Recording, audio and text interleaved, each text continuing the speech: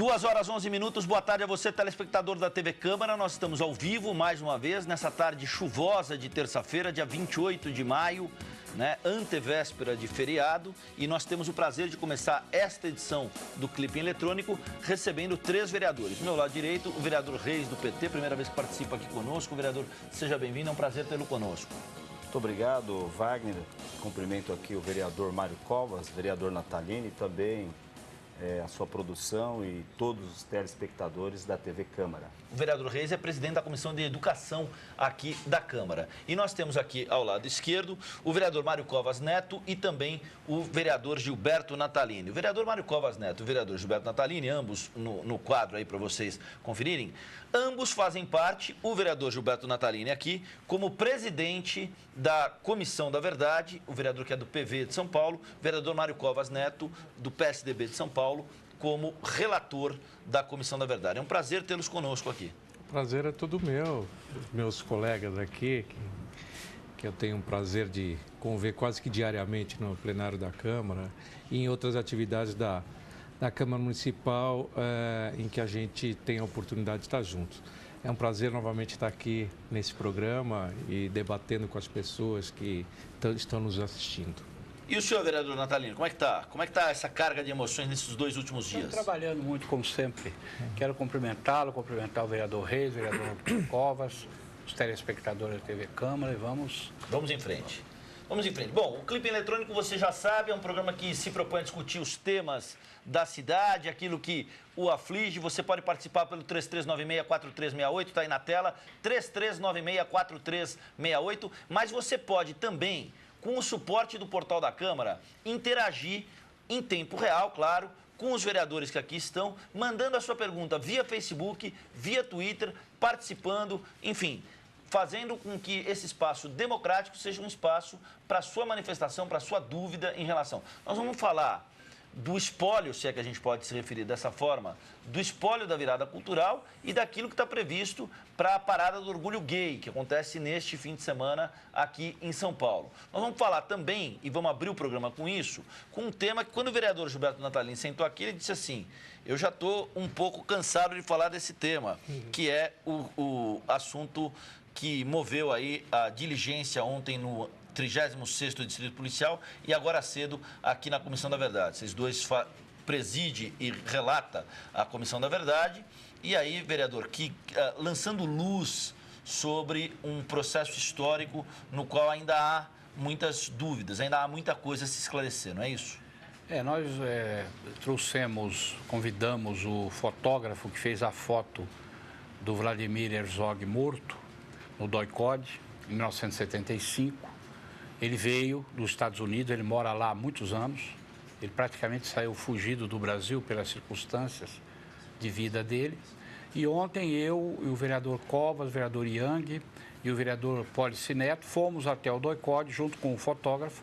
Andamos lá nas dependências para fazer um esclarecimento a respeito daquela foto que, pelo depoimento dele, pelo que a gente já sabia, mas o depoimento dele dá certeza do que a gente já sabia, foi uma foto montada, fraudulenta. Uma farsa. Ele já estava morto quando penduraram ele pelo pescoço e disseram que ele suicidou-se. Então, hoje de manhã também, nós estivemos juntos, eu, o Covas, o Yang, o Pólice, o Calvo, que também faz parte da comissão, a Juliana Cardoso também é integrante, o vereador Benco também.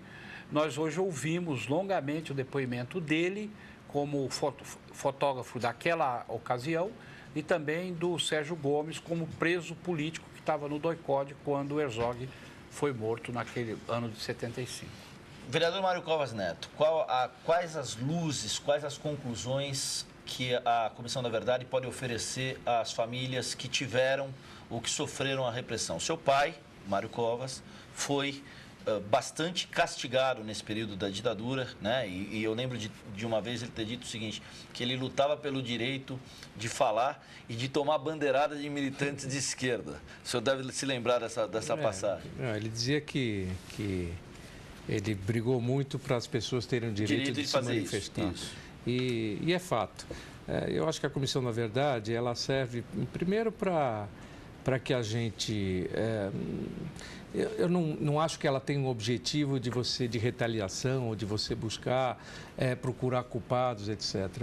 O que ela busca, eu acho que na verdade, é contar um fato histórico, buscar aqueles temas que ainda não foram claramente elucidados, dar algum tipo de conforto às famílias que sofreram algum tipo de violência à época e que possam ter elucidado o que aconteceu, como aconteceu, quando aconteceu, enfim. Se a gente conseguir chegar próximo disso, eu acho que a gente vai estar levando conforto às pessoas e alertando as gerações mais novas de que esse foi um período triste da nossa história e que não deve voltar. Assim como você tem monumentos do Holocausto, etc., ninguém está pregando ali uma violência contra os judeus. Na verdade, o que está se prevenindo ali, ou se propondo, é exatamente alertar a população mundial de que aquilo não deve acontecer novamente. É a mesma coisa, eu acho que tem que ser esse o espírito e é assim que está sendo conduzido pelo Natalini e a nossa Comissão da Verdade aqui em São Paulo. Mas agora cedo a gente teve no depoimento desse fotógrafo um impasse, né? O senhor poderia contar para a gente qual foi esse impasse? Não, a gente... você tem graduações de envolvimentos e de vamos dizer, de penalidade para cada uma das pessoas que se envolveram nas coisas, né? Desde o mentor intelectual de uma ação até o executor, passando por aquele que eventualmente ficou no carro esperando as coisas acontecerem. Cada um desses tem um papel na história e, enfim, cada um desses tem uma responsabilidade. Para cada um, talvez esse papel da responsabilidade pode se dar de forma diferente. O que aconteceu hoje é que nós ouvimos um depoimento de um fotógrafo. Um fotógrafo que tinha 22 anos à época, era um estudante ainda de medicina, de fotografia na parte legal, para depois fazer a carreira de fotógrafo de fotolegista. Isso. E ele acabou, ainda na segunda semana de curso dele, sendo convocado para tirar essa foto. Que foi colocado no lugar, tirou a foto e saiu. O que houve algum tipo de desentendimento no sentido de algumas pessoas acharem que ele ter feito isso lhe deu algum tipo de envolvimento com o ato em si. No meu entendimento, não. Ele foi usado assim como acredito que um policial que está a serviço num quartel, que eventualmente chega um preso político lá, que ele nem sabe quem você não pode dizer que ele teria envolvimento. Eu acho que essa graduação e a gente ter a tolerância de entender o momento histórico, é preciso que seja mais claro. E foi um pouco, eu não diria que foi um desentendimento, sim, mas apenas uma expressão de opiniões divergentes. Uma discussão saudável que faz parte do rito democrático, né? É isso mesmo. Vereador Reis, o senhor tem acompanhado, a gente vai falar, caso você tenha alguma pergunta sobre o trabalho da Comissão da Verdade, a gente já exibiu aqui, né, um trabalho da TV Câmara, inclusive o nosso produtor Marcos Campos, ele viajou como é o nome da cidade? Vitória, mas é na região metropolitana, Cariacica, no Espírito Santo. Ele viajou com o vereador Gilberto Natalini a Cariacica, no Espírito Santo, para acompanhar o depoimento do delegado Sérgio Guerra.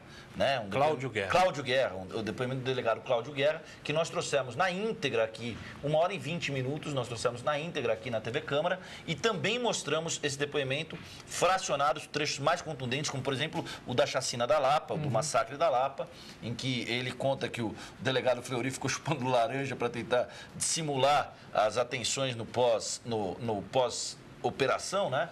Enfim, nós já trouxemos isso aqui, nós vamos mudar a página agora, falar com o vereador Reis. Vereador, a greve dos professores municipais terminou. Terminou. Mas o impasse e aquele embate, parece que ainda há pequenos ajustes aí na relação entre os professores municipais e a prefeitura. Quais são eles? Repito, é sempre um prazer tê-lo conosco.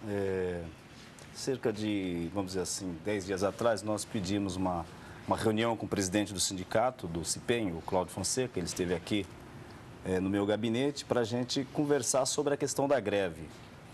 Eu percebi que os dois lados estavam puxando muito a corda e que isso não ia, eu falei para ele, nesse puxar corda não vai ter ganhadores. Vamos dialogar e conversar e negociar pressupõe que as duas partes têm que ceder. A realidade é que depois tive mais outra reunião com ele e a comissão pediu uma audiência com o prefeito. Nós fomos recebidos na quinta-feira passada pelo prefeito Fernando Haddad. Novamente conversamos com ele, com a diretoria do Sinesp, a diretoria do Aprofem, e na sexta-feira chegamos a um acordo que a questão dos 11,46 que voltou à pauta de discussão para ser pago em 3 vezes a partir do ano que vem, como aumento linear. Então, nesse reajuste que teve para os professores, foi garantido um acordo já passado, que foi aprovado no governo anterior, dos 10,19, mais 0,82 retroativo a novembro de 2011 e mais 0,18 de aumento linear, isso para todos os servidores públicos municipais, né? E uma pauta que tinha 10 itens que estava sendo negociado com a Secretaria de Educação e os representantes das entidades sindicais. Dentro desse acordo, então, os professores, em assembleia na sexta-feira, deliberaram pela volta ao trabalho e eles continuam no processo de negociação com o governo, porque em nenhum momento o governo negou a negociar com eles. Aliás, a greve foi decretada em cima de uma mesa de negociação, né? Estavam negociando as entidades sindicais e 26 entidades já tinham assinado o acordo, somente 3 entidades que não tinham assinado ainda, que são essas representativas dos educadores, né? E aí o sindicato acabou por decretar uma greve que não haveria necessidade, porque o governo não estava negando em nenhum momento a negociar com os professores. Tivemos um final feliz, que é a volta, né, ao trabalho, à normalidade. O final foi feliz ou foi ligeiramente feliz? Foi feliz. Foi feliz? Foi. O conceito de felicidade, às vezes, ele pode ser um pouco difuso. É porque os dois lados estavam, vamos dizer, o governo e o sindicato estavam meio tenso, né? Então se resolveu e as crianças voltaram para as escolas, então voltamos à felicidade. Final feliz. Vamos lá, tem greve da saúde estadual que lota os hospitais municipais. O senhor tem sido um articulador da tentativa de reabrir o Hospital Sorocabana.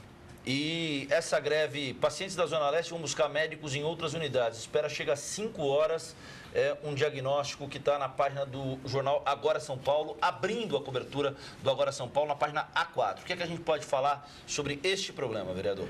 Eu acho que os funcionários da saúde no Brasil, assim como da educação, mas a saúde particularmente, ganham muito mal. Não só o médico, como os demais funcionários ganham mal, ganham menos do que merecem, do que produzem pela assistência que fazem. Nós estamos com uma luta hercúlea em nível nacional e eu participo aqui, eu entreguei esses dias 6.000 assinaturas na mão da Associação Paulista de Medicina, porque nós temos hoje na Constituição um percentual mínimo de financiamento do município, que é obrigado a pôr 15% no mínimo do seu salário. São Paulo já está colocando quase 20% do seu orçamento próprio na saúde. Os estados brasileiros, pela Constituição, é 12% no mínimo, e a área federal não tem percentual obrigatoriedade nenhuma.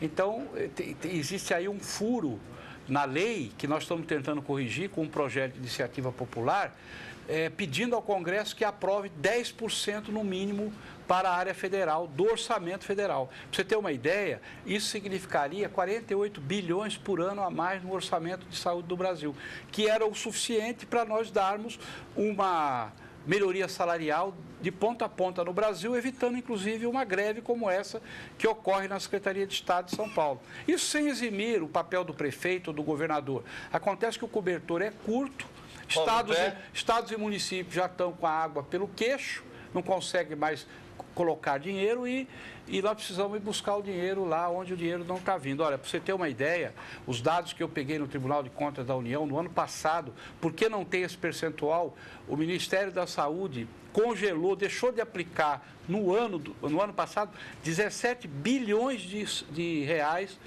no orçamento anual, deixou de colocar, não gastou. Isso significa, 17 bilhões é um dinheiro muito grande, que daria para fazer muita coisa. Como não tem lei que obrigue, cada governo ou cada ministro, ele gasta mais ou gasta menos de acordo com a vontade dele. E isso está sendo muito ruim. Isso não é um problema de partido, nem de governo A, governo B, isso é um problema da nação brasileira. a greve dos funcionários da saúde, e eu diria até que da educação também, a gente tem que respeitar o direito legítimo dos trabalhadores colocarem as suas questões na mesa. Às vezes tem radicalização de um lado e às vezes também tem do outro, né? A gente tem que buscar o caminho do meio. Vereador Mário Covas Neto, como dirimir esses impasses? O legado que fica da greve dos professores municipais, isso que o vereador Reis apontou como final feliz, essa greve estadual na área de saúde, e aí qual é o norte pelo qual se pode olhar esse cenário? Eu penso que sempre a relação do governo com seus empregados, que são servidores, ela tem uma luta de conquistas permanentes. Eu acho que é assim mesmo. Eu acho que os funcionários têm que lutar para melhorar a condição de trabalho deles, salário, etc. Eu acho que faz parte do jogo. Quem está na administração tem que ter a responsabilidade do geral. Você tem o específico, que são os professores, a área de saúde, etc., mas você tem todo o geral para administrar. E, portanto, você tem que... Esse conflito, ele é permanente, mas tanto melhor quando você tem uma solução negociada e que se chegue ao entendimento.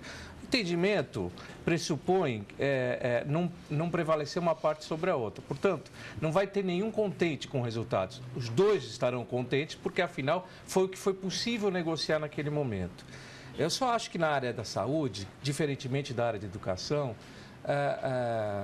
as pessoas, quando têm problema de saúde, eles procuram um lugar para ser atendida. Não interessa se é municipal, estadual ou federal. É diferente do caso de educação, porque você tem o federal, você tem uma área de atuação na área de educação, o estado outra e o município outra. Elas não competem entre si, são níveis diferentes. Na área da saúde não é assim. Há uma certa competição entre os vários níveis.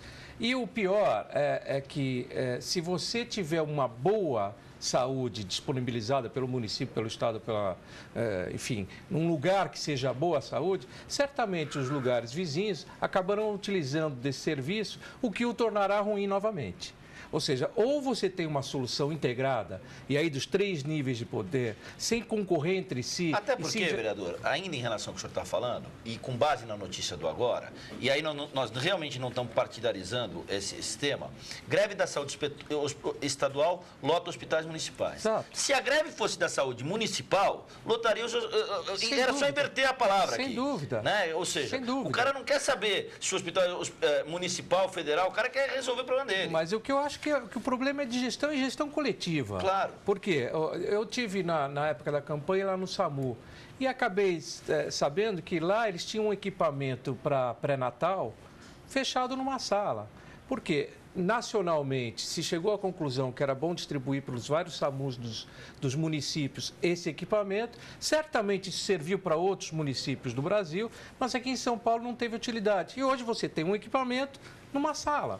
Ou seja, esse planejamento deveria ser considerado todos na mesma mesa para chegar a um determinado entendimento. Infelizmente, aí pode ser por questão partidarizada, pode ser por vaidade, pode ser por programas de governo, não importa, mas não há um entendimento entre os 3 níveis e é absolutamente necessário. Sem dúvida. Você que está conosco, são 2 horas e 29 minutos, 21 graus aqui na TV Câmara, no centro da cidade de São Paulo.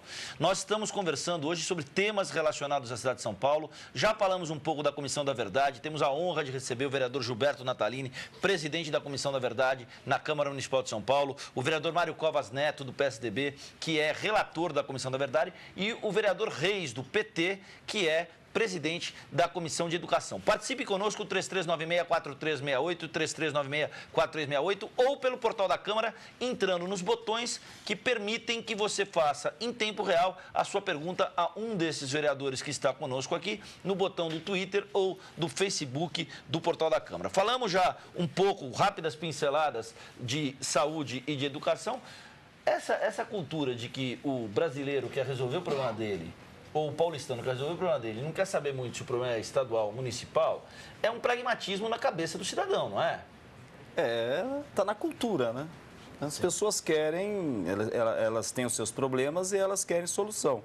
E elas vão bater a porta, no caso, se é estadual lá, elas não perguntam se é estadual ou se é municipal, elas querem serem atendidas. Só que tem uma área que esse trabalho conjunto parece mais difícil de surtir efeitos, que é a área da segurança pública. O senhor é policial civil, né? O senhor sabe disso. E aí tem aquela coisa clássica. a Guarda Civil Metropolitana tem a sua atuação constitucionalmente limitada e não tem poder de polícia.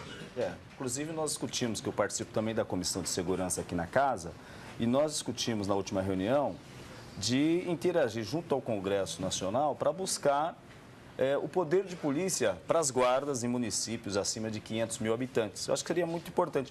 Ter mais uma polícia, você aumenta as condições de segurança pública, né?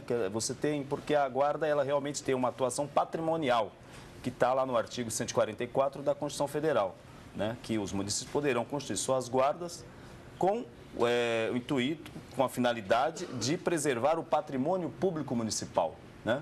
Então, a escola, a creche, o CEL, a unidade básica de saúde, os próprios da prefeitura faz parte desse patrimônio municipal. Agora, a guarda está na rua. Se acontece alguma ocorrência, ela vai agir, porque também qualquer um de nós pode agir, né, em flagrante delito, né? O policial, ele tem o dever de agir, nós podemos agir. Ela está fardada, tem uma viatura, então ela vai agir com certeza. Mas seria importante que pudesse ter a guarda também, uma guarda numa cidade que nem São Paulo, ter o poder de polícia para agir como polícia e efetuar policiamento nas ruas, né? Nos bairros, a gente ter uma guarda no bairro. Como tinha, quando eu era criança, nós tínhamos um guarda em cada rua, né? Que chamava de vigia noturno, né? E hoje não existe mais isso. Hoje a polícia, muitas vezes, ela nem consegue circular nos bairros, porque às vezes falta combustível. Então elas param em alguns lugares, que chama ponto de estacionamento, os PE, param lá e ficam esperando a ocorrência acontecer para ir lá atender. Mas já aconteceu, então nós temos que agir preventivamente para que a ocorrência, o crime não aconteça. Agora, eu acho que a gente pode trazer à pauta um assunto que parece super importante.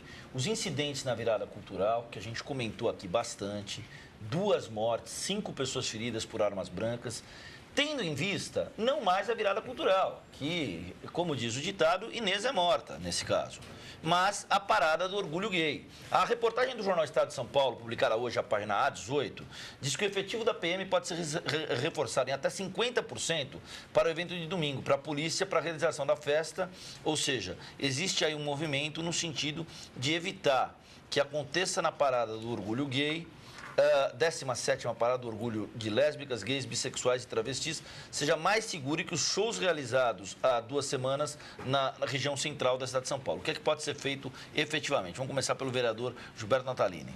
Olha, a parada gay, normalmente, por tradição, ela tem uma pequena ocorrência de violência. Ela é mais pacífica. Ela é uma festa que não tem, assim, grandes ocorrências de violência. Agora, o problema da virada cultural, da parada gay, enfim, de todos os acontecimentos, o problema é o seguinte: nós estamos tendo uma escalada de violência no Brasil que é uma coisa assustadora. Quer dizer, eu, como brasileiro, como cidadão, eu não me paro de me assustar com as notícias que todo dia vem. E isso é no Brasil inteiro, não é em São Paulo. Sim. É em São Paulo, é em Recife, é em Salvador. Tem outras capitais brasileiras que os índices são muito maiores que os nossos. Então, eu acho que nós temos que ir, a médio prazo, nesse problema. O nosso país, ele está se transformando num país muito violento, descontroladamente. Nós hoje somos campeões mundiais de consumo de crack. Nós estamos em primeiro lugar. Nós somos campeões mundiais de assassinato por tiro. Em 2010, o Brasil teve 36.800 brasileiros mortos a bala, por tiro. Um Pacaembu. Rapaz, e parece que agora, de lá para cá, o número aumentou. Então, eu acho importante a polícia ir lá, organizar direitinho. A gente não pode deixar na cidade perder o controle dessas manifestações, que são manifestações que o povo de São Paulo já ganhou para si, está na tradição do nosso povo, Sim. A virada, os jogos de futebol. Agora, se a gente não encarar o problema como muito mais embaixo dessa escalada de violência, nós estamos virando um povo extremamente violento. As pessoas matam por qualquer motivo. E aí alguns não é paradoxos, E não né, é só vereador? problema econômico do cara se matar porque é pobre, não. Na classe média, em todo canto, a coisa está virando de um jeito. Eu não sei onde nós vamos parar com isso. Então, eu me preocupo muito com esse pano de fundo da violência.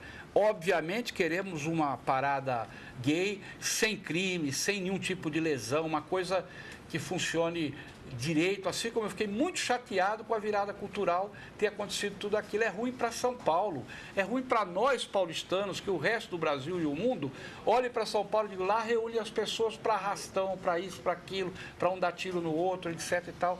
É muito Agora, ruim. olha, na virada cultural, arrastões, roubos de celulares, roubo de smartphone. Aliás, uma coisa que chama a atenção é a capacitação do assaltante.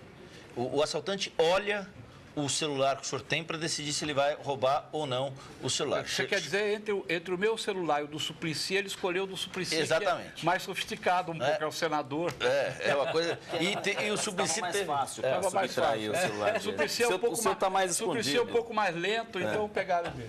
Agora, o mais engraçado, engraçado entre aspas, né, gente? Óbvio que a gente não está fazendo nenhuma crônica aqui de uma situação cotidiana. A gente brinca, mas o negócio é claro, muito sério. E o caso dos estupros hoje estava na Folha de São Paulo. Um absurdo, né? Que aumentou assustadoramente o número de estupros. Então, o que está havendo conosco, com o povo brasileiro? Será que o crime organizado não se capacitou, vereador Mário Covas Neto, mais do que a capacidade do Estado de gerir a polícia? Talvez sim. Talvez sim. É que são várias frentes, eu acho que diferentes, né? Lembra que eu estava falando um negócio da saúde, que os 3 níveis competem entre si. No caso da segurança, não. Também aí é separado como a educação. Quer dizer, você tem a guarda municipal, que é a guarda patrimonial, você tem as guardas estaduais, PM, Polícia Civil, que fazem o trabalho de investigação e a prevenção. Não é? E você tem a Polícia Federal, que olha mais o território nacional, suas fronteiras, etc. Eu acho que aí, em cada uma delas, você tem uma característica diferente. Eu estou de acordo com o vereador Reis, que era melhor você dar, ainda que o policial municipal ele possa ter uma atuação de polícia, no sentido de efetuar uma prisão, etc., não é responsabilidade dele. Talvez atribuindo essa responsabilidade, eles se sintam mais à vontade a exercer a sua profissão de uma forma mais digna, mais correta. No caso da Polícia Estadual, é um trabalho também que eu acho de inteligência que precisa ser mais aprimorado, etc., e mais trabalhado. Enfim, e na Polícia Federal, também o trabalho de cerceamento da entrada das drogas, das entradas das armas ilícitas que acabam entrando para o país. Quer dizer, nós temos hoje uma legislação que proíbe as pessoas terem armas, não é? E, no entanto, volta e meia você vê crimes com armas. Quer dizer, então, onde estão surgindo essas armas? Eu sei que há um controle efetivo na fabricação de armas aqui, elas são numeradas, elas são, para você comprar uma arma, é uma série de documentos, etc. Então, essas armas são ilegais, então entrando no país de forma ilegal. A gente tem que observar, ter algum tipo de atuação. Eu estou colocando todos nós como corresponsáveis a isso, né? De identificar onde é que estão a origem dessas entradas e coibir. Fora isso, a gente também tem que trabalhar no lado da justiça. Não há como você imaginar que as pessoas, com essa aparente impunidade, e é essa a palavra mesmo, em que as pessoas cometem um crime e ficam na rua, quer dizer, em que você não tem uma solução rápida ou que os processos demorem tanto tempo para serem julgados, essa impunidade faz com que as pessoas percam um pouco o medo e o receio de cometer mais um delito, e um delito atrás do outro, né? Olha, eu fui... e grandes aglomerações são propícias a esse problema. O mais curioso nesse sentido que o senhor está citando, o problema não está na virada cultural, ou na passeata do orgulho gay, ou nesse evento que deram o estranhíssimo nome de Marcha das Vadias. O problema está na Marcha para Jesus. Ou seja, na Marcha para Jesus, cujo fim do evento é um fim que se discute do ponto de vista da paz, do ponto de vista da celebração, do ponto de vista de um rito, você tem... pessoas que estão lá infiltradas para roubar smartphone. Não tenha dúvida. Mas olha, eu fui agora no fim de semana no MyFest, um evento de rua aqui na cidade de São Paulo, no Brooklyn. Muito bom. Muito bom, repleto de gente e você não vê nenhum tipo de ocorrência de violência. Eu acho que também tem, em virtude do tipo de evento que é. Há uma coisa que a prefeitura aqui poderia ajudar a coibir, que é a comercialização de álcool, que é de uma maneira muito facilitada nos eventos de rua. Naquele, por exemplo, no Manifest, não tem isso. E se tem uma coisa, as pessoas vão lá para confraternizar, para comer, etc. Mas na virada cultural, assim como na parada gay, muitas vezes o excesso faz com que as pessoas cometam atos impensados. Né? Sem dúvida. Vereador Reis, sua opinião sobre tudo isso que a gente está falando? Essa questão dos smartphones, eu acho que tem um problema aí que está por detrás de todos esses furtos e roubos, que é a questão da droga, né? Porque o criminoso, há uns anos atrás, você tinha o batedor de carteira, você tinha o trombadinha, ele trombava em você, pegava o que você tinha e saía correndo, né? E hoje eles roubam esses celulares para vender por 10, 15, 20 reais para comprar droga, né?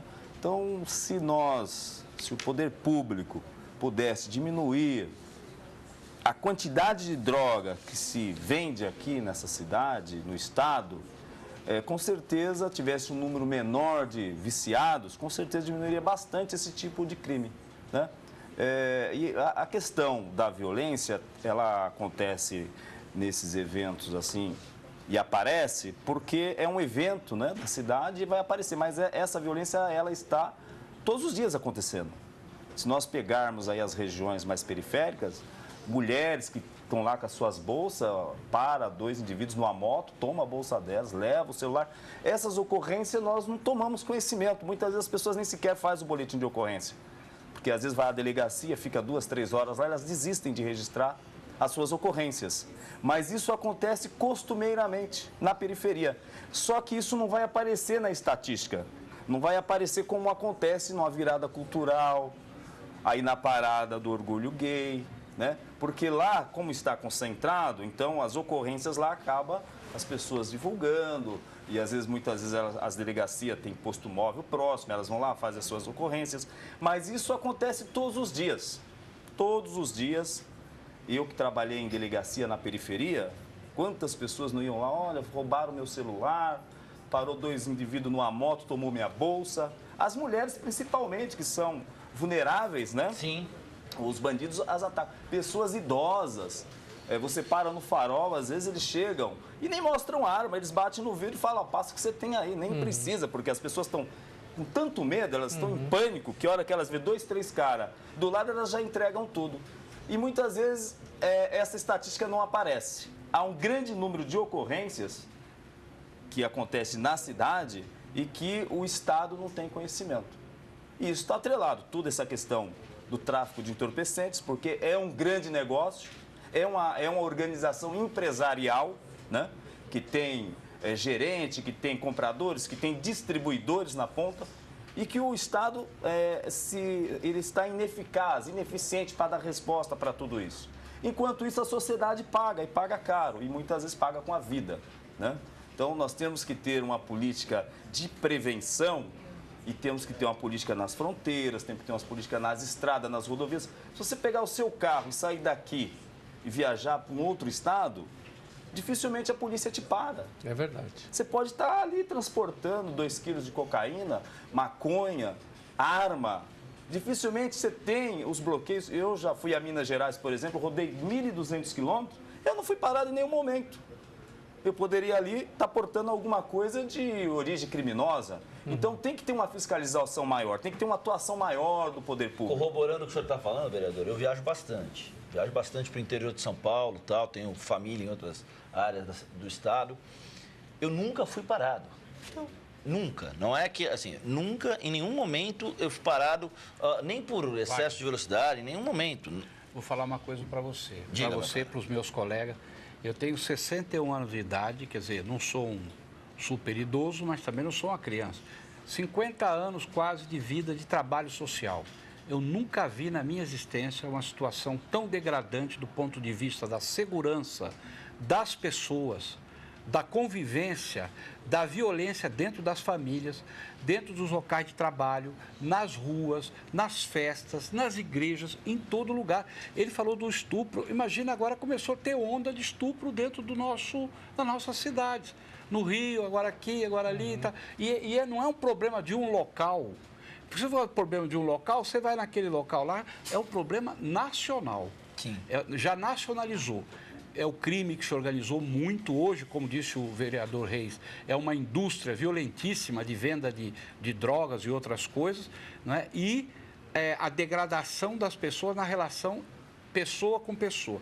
Eu não sei realmente, eu não sei se eu estou muito assustado, muito preocupado, eu não sei bem o que nós podemos fazer. Agora, eu acho que tinha que ter uma mobilização cívica, de baixo para cima, de cima para baixo, para a gente buscar um caminho melhor para o Brasil. Do jeito que nós vamos indo, nós vamos para um precipício que eu não sei qual é a volta. É a impressão que eu tenho. Se eu estiver enganado, os senhores me corrijam.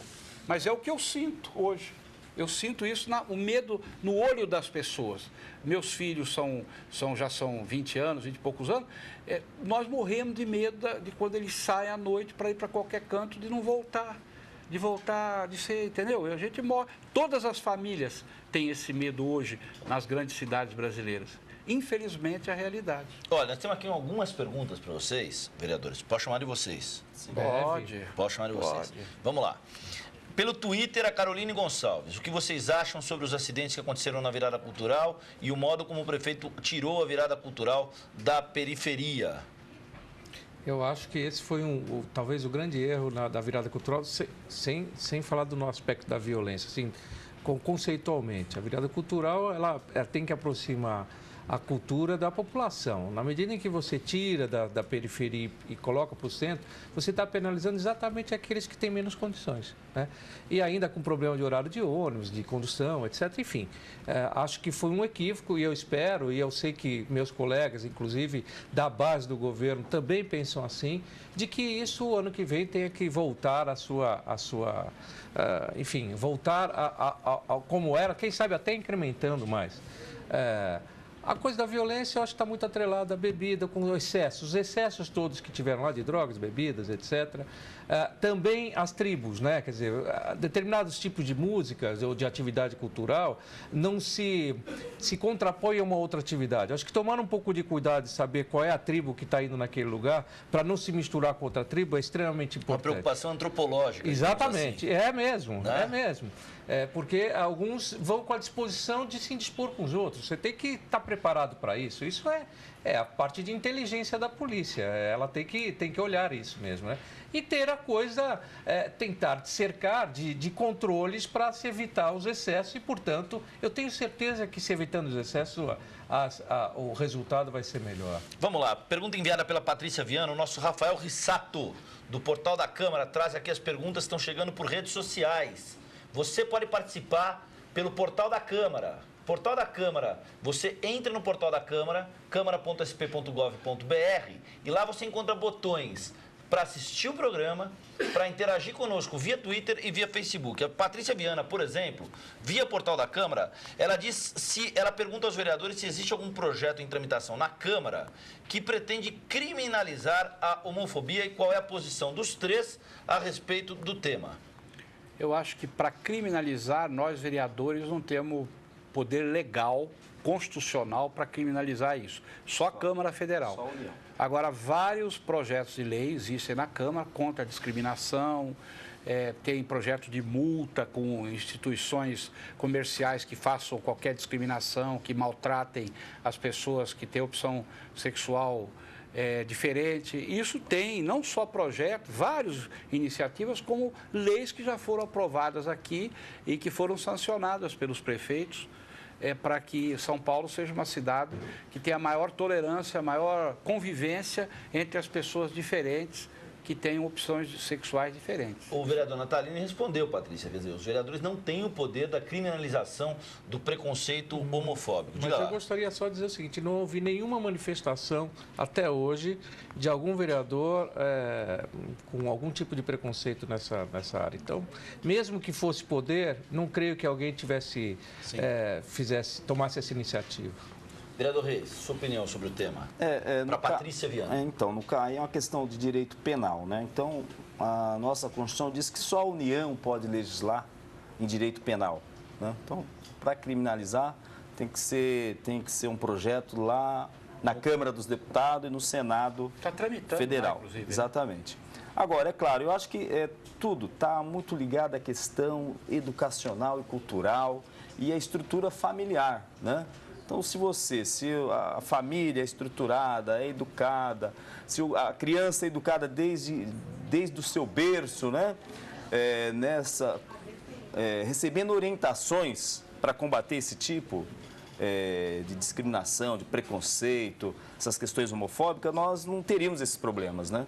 Então, tem muito, assim, vamos dizer, tem muita questão aí problemática na formação desde a criança, desde o seu nascimento, né? Porque é o que eu falo sempre, outro dia eu estava discutindo sobre a educação, eu falei, na minha época, o meu pai saía para trabalhar e a minha mãe ficava educando os filhos. Hoje saem os dois para trabalhar. E muitas vezes as crianças ficam aonde? Ficam na rua, né? Aprendendo o quê? Percebe? Aí acaba tendo conhecimento, se misturando com certos conceitos, né, que não é aceitável, né, e desenvolvendo esses conceitos. Então, isso está muito ligado à questão ali da estrutura familiar, da escola, da cultura, que eu acho que hoje, e aí nós chegamos nesse caldo que o vereador Natalino falou, esse caldo que nós estamos vivendo hoje, caldo de violência, caldo de problemas para todo lado, né?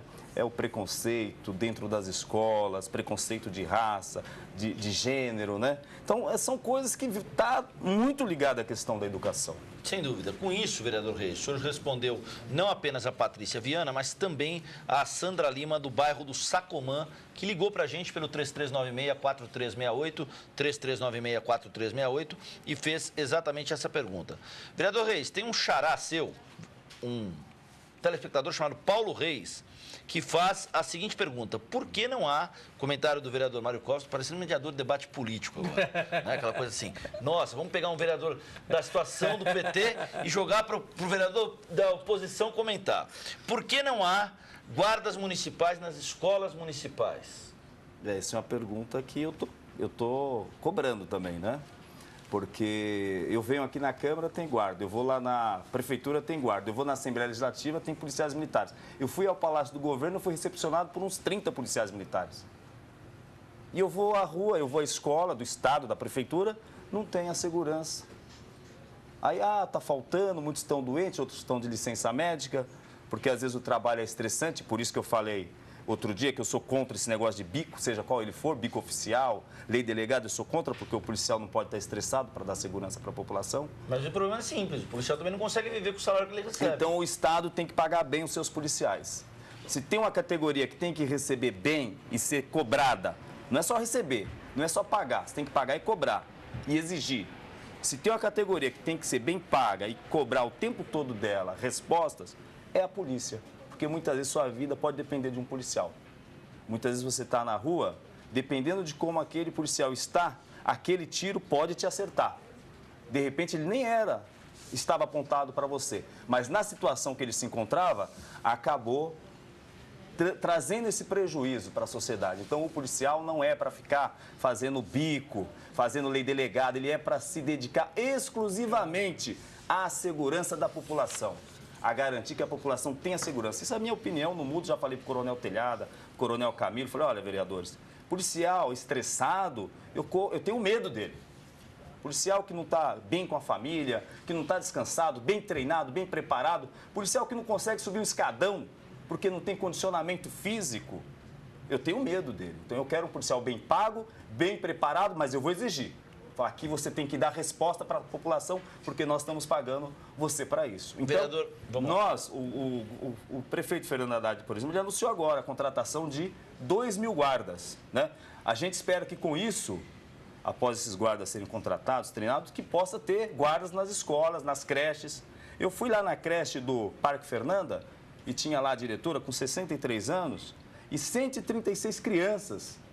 E ela desesperada, porque ela disse que as pessoas pulam muros, os jovens pulam muro e vão lá fumar maconha, fazer uso de cocaína. E ela tem medo, e tem 36 crianças lá de até 3 anos de idade, né? E não tinha um guarda lá. Eu falei, poxa, mas como é que pode um negócio desse?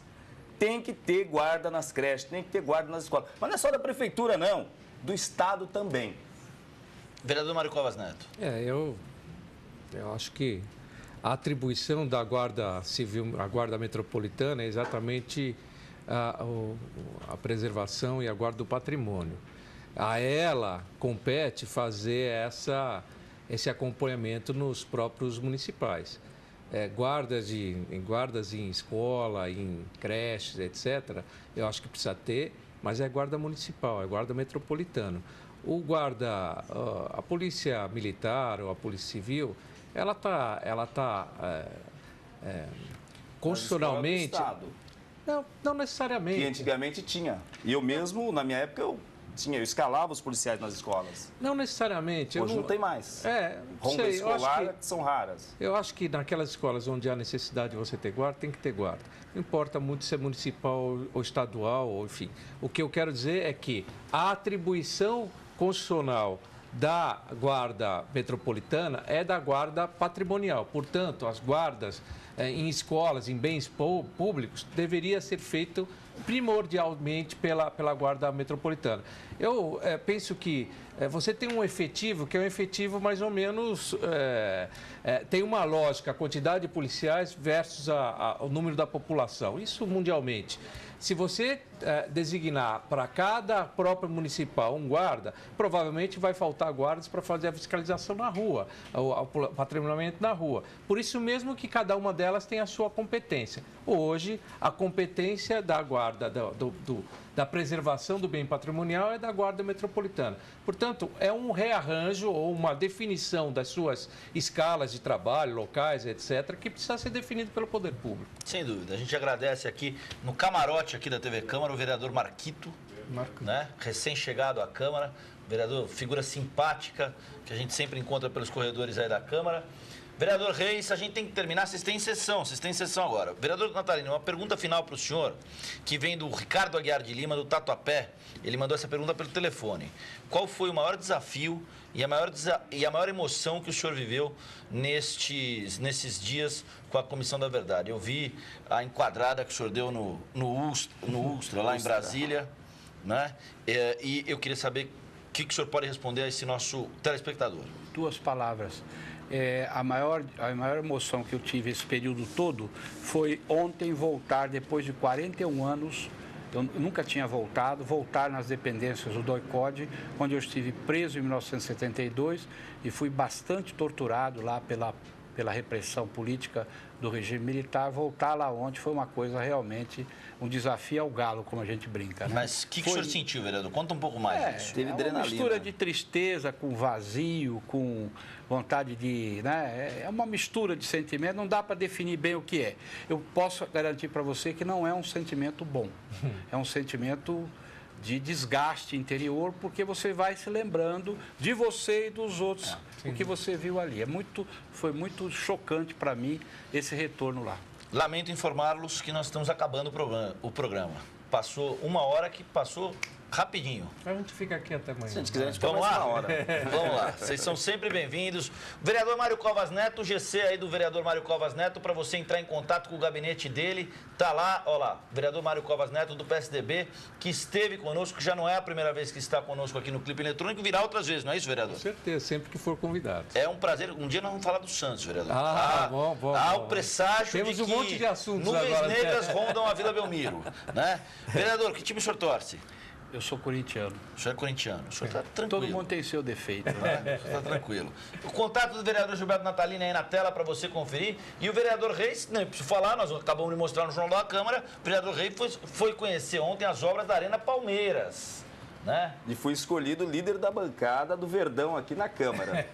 Vereador, é belíssima a camisa verde do Palmeiras. Não devia ser proibido fazer aquela camisa marca-tinta do Palmeiras. Aquela camisa verde do Palmeiras é uma coisa das mais bonitas que tem no futebol brasileiro. O senhor não acha? Eu acho linda. Você é palmeirense também? Não, eu sou quase. Né? Eu sou santista por opção. Estamos virando palmeirense. Você vai receber o título de cidadão palmeirense. Olha, eu agradeço seria uma honra, viu? O vereador Reis, obrigado pela atenção. A gente pagou o crédito aí para você entrar em contato com o seu vereador. Temas de educação, saúde, temas ligados à cultura na cidade de São Paulo, segurança. Ficou alguma dúvida no ar? Você tem o crédito aí. Entre em contato com o seu vereador. O Clipping Eletrônico volta na próxima terça-feira, no mesmo horário, às 2 da tarde, com vereadores conversando sobre assuntos da cidade de São Paulo, conversando sobre assuntos que tangenciam no seu dia a dia. Muito obrigado a vocês três, muito obrigado a você, telespectador da TV Câmara. A partir de agora tem sessão plenária, os vereadores vão correr para o plenário e você continua acompanhando aqui na Câmara. TV Câmara São Paulo, política da cidade, passa por aqui. Boa tarde.